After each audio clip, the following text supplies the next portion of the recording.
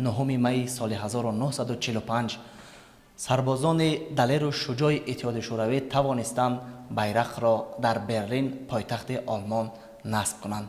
به این خاطر ما امروز با عیادت یکی از سابقه‌داران جنگ و مهنت، سابقه‌داران مطلوبات تاجیک، شخصیت شناخته، اشتراکچی جنگ بزرگ وطنی نغزیبکوف بازار شادمان می‌شویم.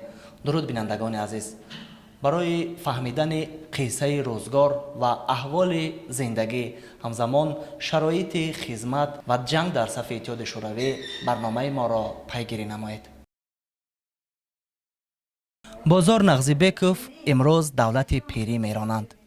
آن کس در احاطه فرزندان و نبیرگان خاطره های خود را از ایام جنگ، رفتن به برلین و بعد این کار کردن و خدمت به خواجگی خلق مملکت پیوسته قصه میکنند. بیایید احوال و روزگار این مرد شریف را از نقل خودشان میشنویم.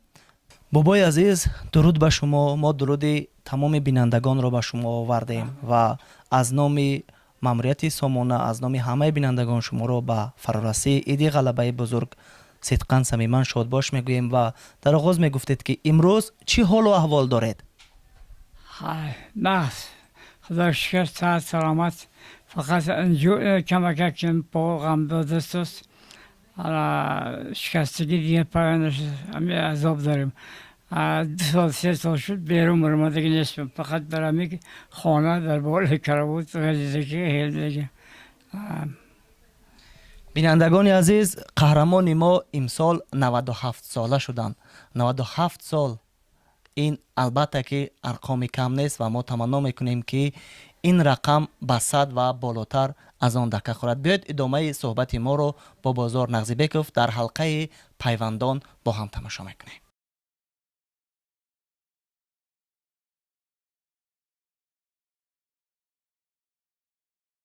این کس اویلم 70 سال یک جا زندگانه داریم. زندگانه بسیار مغز و جایی است. این اما باید سبق باشد. اما این خدمت زور کرد ما. این آدم بزرگ، بسیار آدم مهربان. ما با از اول تا آخر 6 تا فرزند تولد کرد. فرزندا را همین شخص بزرگ به آقای رساند. ما پگاهی برآمدن میرفتیم، شب میامدیم. او وقتا پرچین کار وزمین بود. ما ساعت وی نداشتیم. هم پگاهی برآمده شب میبید. برو ریکان بعض وقت تا ساعت 1-2 شب دوام میکرد. فرزندا اما معلومات دار، اما با هنر، زندگانش نقص. 6 تا فرزند داریم، 17 تا نویره داریم، 16 تا نویره داریم. زندگی به درجه عالی رفته است تا حاضر. نمریم زنده باشه مگم خوبی خوشی با از پیش است. بینندگان ارجمند، بازار نغزیبکوف 19 نوامبر سال 1926 در ناحیه روشان ولایت مختار کوهستان بدخشان به دنیا آمدند. ولی چرخ تقدیر او را به غرم آوردند و چون حالا ایشان در حلقه فرزندان همراه با همسر عزیزشان اینجا سر میز با ما قرار دادند، ما از ایام خورده، دوره کار کمسمالی، رفتن به فرانت و فعالیت منبعده امک بازار را همراه شما بررسی خواهیم کرد. من در پونر در قشلاق دیبسته در اینترنت بودم و صنف 6 که تمام کردم. بعد از زمین دوشنبه نماینده اومدم برای جنگ که بود، برای همین زوادار فابریکا سپسیالیست رو انتخاب میکنم. با قطار دیگه 6 نفر از پامیر آمدن. پزدو نمر 1 همین پتوفس که بود، در همونجا در کورس الکترومنتور رو تحصیل کردیم. همونجا 16 کورس بود. تمام اون رو کتوش، کمیش، سیسر، پوکر پروفسور اما تیار بکن برای زوازا. ما آمدم 6 ماه در من فیزیو یکم خوندم و بعد من در نپرورد کردم و تکسیل کمونت. اونجا من در من الکتر و استانس الکتری نو ساختنم اونجا تیت میگن.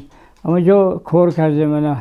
بعد از اونجا یک سال این 42 بود. 43 بعد ما رفتم من و ولایت غرم پسری روان تبلدره اونجا بعد در کلخوز مکسیم گورکیم قشلاق ساوت خرف کار کردم اونجا کارگر نرسید من بغالتری کلخوز کار کردم بعد از اونجا من اونجا که تشکیلی کار رونق دادم ما گرفتن در رایون قلعه خم در کار کمسمول یکم کاتبی کمسمول انتخاب کردم. اونجا از اونجا بعد با همین گفته مرده که نوازکران رو به دوشنبه آوردیم که در راه همین عقبه خواب رو بود 2 سالدات پشت سر ما بود. ما بعد در دوشنبه آمدیم در تکه کمسمول رشد کردیم و در قطار همون دیگه سالدات ها بعد ما گسیل کردن توچ که و ما ولایت چکالف آریم برونگن اونجا پاولوفسکی لاگورو و بعد من خدمت کردیم. شما وقتی که همچون راهنمای سربازان به استالیناباد آمدید آن زمان حقوق داشتید که خودتان به واسطه به فرانت نروید چون که برای شما رادیه داده بودن و شما می توانستید که از جنگ آزاد باشید. ولی چی شما رو به فرانت برد؟ چرا به جای اون 2 سربازی که آنها را سرما زد محض نامزدی و داوطلبی خودتون رو پیشنهاد کردید؟ سن سال من آدما تولد من موافق بود. من برون داشتم. علاوه برون در رومان اونجا زندگی نآمدم رایون با راستیگه همین بعد از جنگ وقت جنگ قیم بود. ولی من گفتم که من از قطار جوانان از قطار نمانم منم بعد در قطار امنا و کردم امین بینکمات رسپوبلیک ما ترکیه رفتیم. در راه چون راهبری یکی از واگن‌ها رو بر عهده داشتید اینجا ما قصه فهمیدیم که ناگاه و یکی از واگن‌ها ایست کرد و شما فر آمدید تا ببینید که وضعیت چگونه است. اونجا کدام حالت رو مشاهده کردید؟ چه دیدید؟ آخر اونجا استانسا و سوزی ما فر آمدیم انا حیات زندگی و چشیدیم خلق چه زندگانی میکند. خاطر وقت خشاقی بود خلق همه محتاج بود. در بعضی همین آدم های کمبغل ما که دارنده بودیم نقص پیام میگفتیم من و بسیار آدم ها رو مدد رساندم کنسر دادیم نان دادیم. وقتی که پاییز در راه میرود و میایستد شما میفرایید 2 کودکچه هم میبینید که گوشنا همه خیلی اپیزودا بود آخر همه حالت چی خیلی شد پر اومدید؟ شما این گپ اگجا فهمیدید؟ خیلی ما رفتیم همه واگن یک واگن با ما همه سردار بودیم. کودکو کشنه تشتم نوش رم آمد رفتم ما که دارنده بودیم گفت دادیم بچه‌ها من انا کنسر انا کلبسه ملبسه از دوشنبه زپاس داشتیم خیلی بیشتر دادن در کوبای. شما یک زمان سروره چایخانه معروفترین تاجیکستان چایخانه راحت را بر عهده داشتید. اون زمان راحت از جمله جایهای بسیار معروف بود. چی خاطره های شیرین دارید از این چایخانه؟ چایخانه راحت در اختیار من بود. من که دیرکتور پیشکمه بودم یک کمی 16 نوخانده شهر داشتیم. چایخانه راحت در ما بود. پوتوفسکی بهم یکمی و سیخ کندیتری بود و هم در اختیار ما بود. بعد وقتی که همین برم خورد با من همین گرکم پرسم دعوت کرده گفت که همین چوخانه راحت کن آباد میکنیم. بعد من آوازدار چوخانه راحت رفتم همونجا کار کردم. همچون دیرکتر فیلالوی بسیار داشت و چوخانه راحت. زمانی که شما راهبری چایخانه راحت را بر عهده داشتید، آنجا مکانی نشست‌های سطحی بزرگ، مکان برگزاری محفل‌های ادبی بود. کدام شخصیت‌های شناخته می آمدند؟ با کیها شین و خیز داشتید؟ اونجا چوخانه راحت و نامدار از تمام مملکت‌ها می آمدند، از تمام می آمدند. یکی از این آمدن از ژاپن. بعد میرزا توسوزاده میمانداری کرد برای ما خدمت کردیم. بعد همین میرزا توسوزاده وقتی که رفت همین ژاپن از اونجا همون آدمای ژاپنی که در چوخانه راحت بودن میمون ما، از اونجا من با یک روش ارگنال فرستادم. به نام من از ژاپن. در دوره جنگ شهروندی یعنی سر از سال 91 تا سال 97 شما در ناموایخانه معروفترین دوشنبه باعث معاون دیرکتور کار کردید. ما این بابا وجه در وای بودیم مستجیر یک وای بود کمبینات کلام بود. همونجا کار میکردم.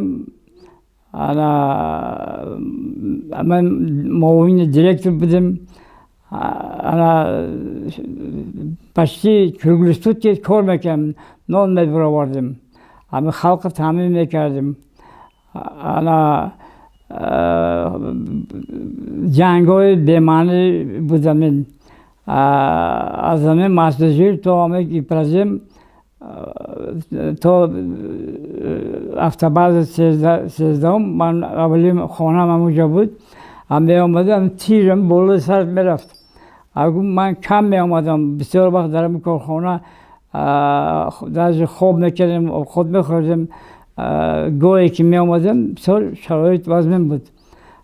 خیرت که همین جناب عالی با کار آمد و همین سر صلاح کرد و آرامی کرد و همین خلق وجود نقض زندگی بسر بود. اگر بسیار وضعیت ویران بود. یکی از شخصیت‌های بسیار معروف، یکی از سیاستمداران بسیار پرتاثیر و یکی از سابق رئیسان شورای عالی تاجیکستان غایب‌نظر پالایف همصنف شما بود. ایام تحصیلتان با ایشان چگونه گذشت؟ چه خاطره‌های نیک و شیرین دارید؟ وقتی که من در پامیر در اون اینترنت می‌خوندم، مادرش در ما پاور بود. از اون وقت ما با هم دوستی پیدا کردیم و مادرش من همچون مادرخوان حساب کردم. من در اینترنت وای داشتم. انا رئیس همون کمیته میگن ما اینترنت بودم. آدم بزرگ بود، آدم خوب بود، آدم کاردان کارگر بود. چیزای نقص در دل من ماند از غایب‌نظر پالایف. بینندگان ارجمند، امکی بازار و همسرشان خاله چینگل سال 1954 با هم عهد وصال بستند و اینک مسیر نزدیک به 70 سال را یکجایی طی میکنند. از این دو جفت خوشبخت 6 فرزند ماند که همگی پی کار و فعالیتند، پی خدمت به این جامعه هستند و چون در حلقه ما 2 نفر دختران ایشان و همسرشان قرار دارد، بید وابسته به زندگی اولیه‌شان از اینها میپرسیم. خب مادر عزیز، زندگی با امکی بازار چگونه گذشت؟ چگونه مرد بودن است؟ ناز گذشت. دو طرفا حرمت کرد، منم حرمت کردم. خیشتبار من ناز نکرد، منم خیشتبار ناز قبول کردم. ناز زندگی کردم، مهمونشان ناز قبول کردم. کار کردم و 20 سال کاری دارم. خب طوری که خودشان گفتن امکی بازار سالهای زیاد در منصب‌های راهبری کننده بودن، پیوسته پی خدمت خلق بودن و خیلی کم به خانه می آمدن. دشوار نبود تربیت فرزندان؟ دشوار کردم. شما مثل خانم میرفتم، کار میکنم پول با خود کار میرفتم کار با برسیان آمد و برسیگی میکنم پرسودن آمد پرسودش تلو میشتم کاسب میشتم با میدم بشکنش با دوده کار گم اما خطی باشم اینا را کلم کردم و همین ثمره زحمت ها بود، همین ثمره شب زنده‌داری های شما بود که امروز همه فرزندانتون پی خدمت خلق رفتن و اینجا در صحبت ما دختری بابای بزرگ و خاله عزیز ما قرار دارند که امروز دکتر علم هستند و در دانشگاه ملی تاجیکستان با شاگردان از فن زبان روسی درس میگیرند. میبینیم که نقش پدر در زندگیشان، در تربیهشان تا کجا بود. نقش پدر و مادر در حیات زندگی هر فرزند خیلی بزرگ هست، برای اون که پدر و مادر ما از خردیمون ما فقط حس میکردیم که بسیار با خواندن ما رو وادار می نمودند و همین بود که وقتی که من مکتب میانه رو ختم نمودم من البته با روزگی و با دستگیری پدر و مادرم با دانشگاه دولتی شهری گورکی اون وقت بودن، این شهری نیژنی نوگورод هست، در دانشگاهی به نام لابачевский همین شهر خواندم 5 سال. دانشگاه رو با موفقیت ختم نموده اومده در دانشکده حوزه دانشگاه دولتی آموزگاری تاجیکستان به نام صدرالدین عینی. اون وقت این دانشکده پداگوگی شهر دوشنبه به نام شفچنکا بودن. در اونجا 6 سال کار کردم. بعد از اون باز هم با دستگیری البته پدر و مادر باز به همون دانشگاه خودم برگشتم، در اونجا اسپیرانتورا خونده کاری نامزدیم رو حمایه نمودم.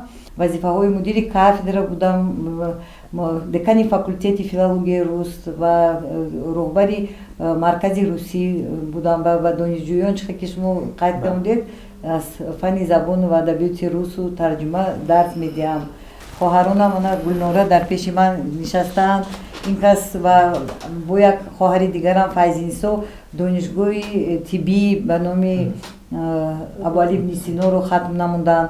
برادرم و یک خواهرم فاکولتت اقتصادی دانشگاه ملی تاجیکستان رو ختم نمودند و خواهر خودیمون تکنیکومی سودای شهر دوشنبه رو ختم نمودند و ما خیلی خرسند هستیم، ما خیلی خوشبخت هستیم که همین قدر با ما پدر و مادرم در خوندن در تربیه اهمیت کلان میدادند، فقط به مکتب میرفتند. امروز طوری که گفتیم از این عائله 6 فرزند برکمال، 6 فرزند برومند، 6 نفری که هر کدام پای هر کار رفتن و چون اینجا پهلوی ما در برابر معلمه خواهر دیگرشون گلنوره بانو حضور دارند، ما میخواهیم به اینها مراجعت کرده بپرسیم که چون پدر شما یکی از افراد بسیار بانفوذ، یکی از شخصیت‌های بسیار نامدار بودن سر زمان، چون در منصب‌های زیادی راهبری کننده کار میکردن، چگونه بود احساس دختری چنین یک شخصیت مشهور بودن وقتی که شما نسب نغزیبک رو به خود داشته؟ من دکتری دندون شده یک شورون پلیکلینیک با کار میکردم. پدرم یک گاب زده بودم. کسالم вже بسیار بود. من کم فخر کردم که بعد پدرم گفتن که فامیلی تو نغزیبک و گلنوره بزرگم.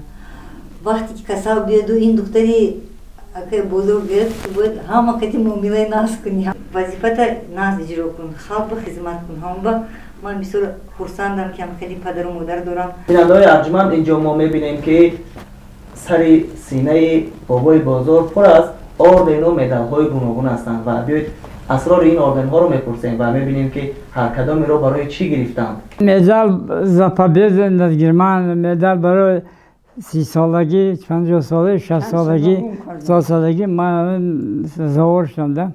یکم مدالتون یاد دارید که گرفتید؟ سال 1945 غلبه بر فاشیسم. یکم مدال. از دست کی گرفتید؟ من در آرمیا گرفتم، در من полк 92 روز 4 شهر اوفا گرفتم مدال یکم. 9 مای سال 1945 بیرق رو بردن در بینای ریخستگ در برلین زدن.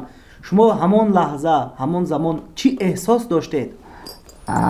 ما همه خورسندی داشتیم، شادی داشتیم، تنتنه و استقبال کردیم، گرفتیم. بسیار من خلق، تمام خلق سویتی نگاه نکرده به کدام ملت، همه سربلندی، همه شادی خورسندی میکردن. بیننده های ارجمند، طوری که دیدید امروز ما در مهمانی و در صحبت بسیار خاطرمان یکی از اشتراکچیان جنگ بزرگ وطنی، خادم دولتی سابقه‌دار مطلوبات نغزیبکوف بازار شادمانویچ و اهل عائله‌شان قرار داشتیم و تمنا میکنیم که چندین روزهای غلبه دیگر را با همسرشان، با فرزندانشان تجلیل نمایند. با سامانه ما بودن را فراموش نکنید، زیرا عائله بینبر راز و نیاز صحیفه است از روزگار پیران برنادل و در مجموع 100 رنگ زندگی است. بگذار که همین فرزنده و نویرا و ویرا صحت، سلامت و اقبال بلند، سربلند باشند انشاءالله. تا شما به همین موفقیت های هم در کار و هم در خواجگی و هم در سلامتی تمنا دارم. سلامت باشید. رحمت کلام.